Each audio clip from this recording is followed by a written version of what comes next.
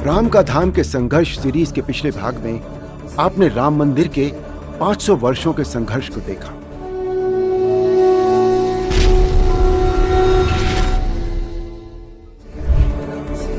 आज हम प्रभु श्री राम के मंदिर के लिए स्वतंत्र भारत में लड़ी गई संघर्ष की सबसे बड़ी कहानी देखेंगे।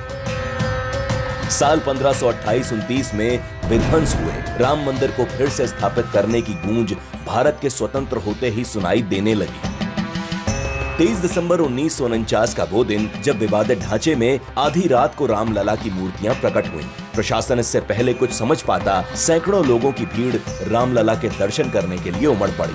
हालांकि तत्कालीन प्रधानमंत्री जवाहरलाल नेहरू ने मूर्तियां हटाने का आदेश जारी किया था, लेकिन उस समय फैजाबाद के तत्कालीन जिला मजिस्ट्रेट के नायर ने कांग्रेस सरकार के इस फैसले को मानने से इनकार कर दिया। नेहरू सरकार के फैसले को न मानने की कीमत के नायर को अपनी नौकरी खोकर चुकानी पड़ी। जहां एक तरफ राम भक्त नागरिक आंदोलन और भक्ति के सहारे राम मंदिर के लिए संघर्ष कर रहे थे, तो वहीं अब यह मामला कोर्ट की चौखट तक भी पहुंच चुका था। इसके बाद 1986 में फैजाबाद कोर्ट ने हिंदुओं को पूजा की इजाजत देते हुए ढांचे से ताला हटाने का आदेश जारी कर दिया।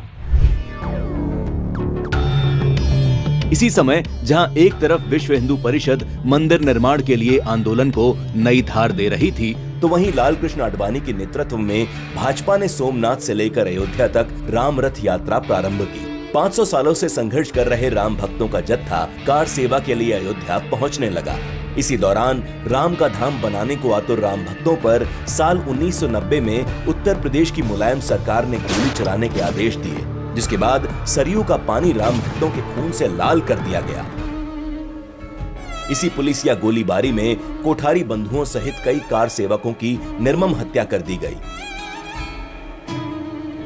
इसके बाद 6 दिसंबर 1992 को एक बार फिर कार सेवकों ने अयोध्या में कार सेवा की, जिसके बाद विवादित ढांचे को गिरा दिया गया।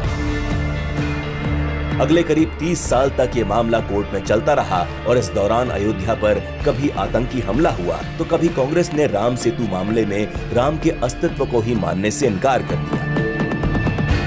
और आई फिर 30 सितंबर 2010 की तारीख, जब इलाहाबाद हाई कोर्ट की लखनऊ पीठ ने ऐतिहासिक फैसला सुनाया।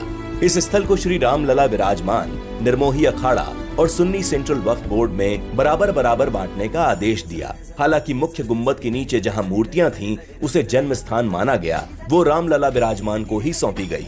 हाई कोर्ट के इस फैसले के बाद अब ये केस सुप्रीम कोर्ट में था। पिछले 500 सालों से राम भक्त कभी शक्ति से, कभी भक्ति से, कभी युक्ति से अपनी लड़ाई लड़ रहे थे, लेकिन अभी भी मंदिर निर्माण का सपना पूरा नहीं हुआ था। अभी तो सुप्रीम कोर्ट में राम मंदिर के लिए अंतिम और सबसे बड़ी लड़ाई लड़नी बाकी थी। राम का धाम के संघर्ष सीरीज के अगले एपिसोड में हम बताएंगे कि न्याय के मंदिर में कैसे लड़ी गई राम के मंदिर की लड़ाई। तब तक के लिए जय श्री राम। राम राम राम बोलो जय श्री राम।